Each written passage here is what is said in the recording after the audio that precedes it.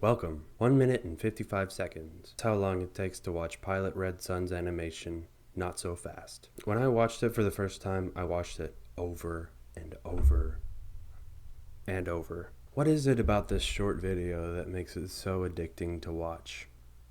Let's find out. But before we get into it, and with that being said, let's get right into it. Subscribe right now. I'll link the original video in the description, so go ahead and watch that so we're on the same page. It won't take long at all, and you won't regret it.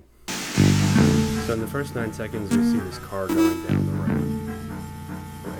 road. I just noticed, I didn't even write this in the script, I just noticed there are no tires. It's just kind of floating. Already something is off because the background moves in this kind of unnatural way, and like I said before, there are no tires. So we cut to the perspective of the passenger in the car, and as you can tell, something's funky. When we look out from inside the car, it looks like we're going way faster than when we were outside looking in. And also, I don't know if you heard while I was talking, but the music changes from a nice walking pace type beat to like something that kind of sounds like a siren. If you ever driven paranoid or anxious on an otherwise calm day, it's that same kind of vibe. Hey, I need some air. Point that air at me.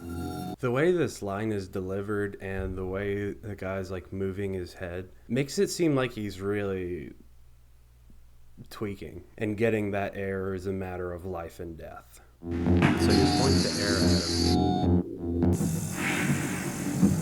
Uh-oh. Go to the glove compartment. So that explains it. I'm making a hard right at Saratoga. See if they're still on us. No flipping away. So obviously just turning right isn't going to shake off a cop that's trying to pull you over. But you got to remember, he thinks he's going way faster than he actually is. Also, for obvious reasons, he's not really thinking clearly. Epic transition. So the cop just kind of materializes, and the interaction they have is brilliant. I'm going to have to analyze each line of dialogue because there's a lot going on. So the cop says, "Do you have any idea how fast you were going?" Which is hilarious because he absolutely does not. A neat detail that adds to the surrealism, which there are a lot, is that the cop looks like he's holding a notepad, but if you look closer, that's not a notepad, that's a ticket. First of all, why does he already have a ticket printed out? Like, doesn't he need to get license and registration? Not to mention, he hasn't even said a single word to him, and he already had it printed out. Also, every time the cop talks, he wiggles his hand like he's writing something, and it's obvious he's not actually writing anything. I'm pretty sure I was below 10 above the speed limit. The best thing about that is it actually makes sense. Most people go by that because a cop won't pull you over unless you're going substantially over the speed limit. But you don't say that to the cop. Also, the way he turns his head to the dash as he was talking makes it seem like he was trying to check his speed. You guys busted some taillights, have you noticed? I don't see anything. Hey, the taillight's behind you? So the question we've all been waiting for finally comes. Are you under the influence of any drugs or alcohol? Let me check. And you can feel the immediate fear response because instead of that 90s orchestral hit every time he moved his head, we hear what sounds like a sharp inhale through his teeth. And in the next line, you can hear his breathing rate rise. I'm starting to sound like one of those body language experts. Spoiler alert, the guy that killed somebody is gonna look nervous and is gonna lie about stuff.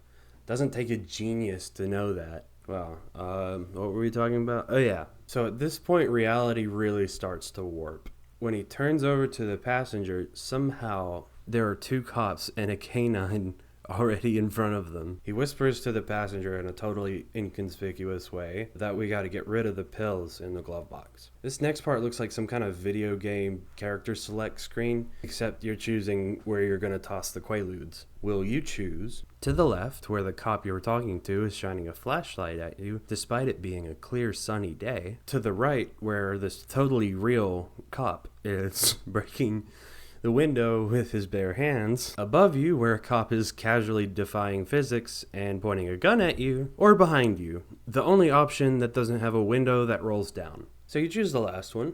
And a detail that I think is really telling of what actually happened is, although we see the pill bottle bust through the window in a totally convincing way, all we hear is a very muffled orchestral hit, which implies that the pill bottle just kind of hit the window and bounced off without breaking it. So spoiler alert, they get arrested. And that's the end of my favorite video ever. Remember to rewatch it over and over and over and over again like I did, because there are a lot of details that I didn't even mention. There's so many. In one of the shots, you could see both of the guy's feet on the pedals, like on each of the pedals. Is hilarious. Yeah, just a lot of like inconsistencies, like on the steering wheel where there's like the 4 circles like an Audi has. In another shot, it had 7 rings like in the Olympics, and it's just tiny little details like that. It's scattered all over the video. But yeah, if you want to see me overanalyze more things and like this video, give it a thumbs up. But I'm gonna do those videos anyway. I just need the validation. Also, I know I said I was gonna do a video on Nina the Killer in my last scripted video, but I'm not gonna do that because it was written by a child whose native language was not English, is actually Spanish, and they translated it themselves. So I'm not gonna trash their art like that. Okay, remember to subscribe and hit the bell. Hit the bell. If you don't hit the bell, I swear. Okay, bye.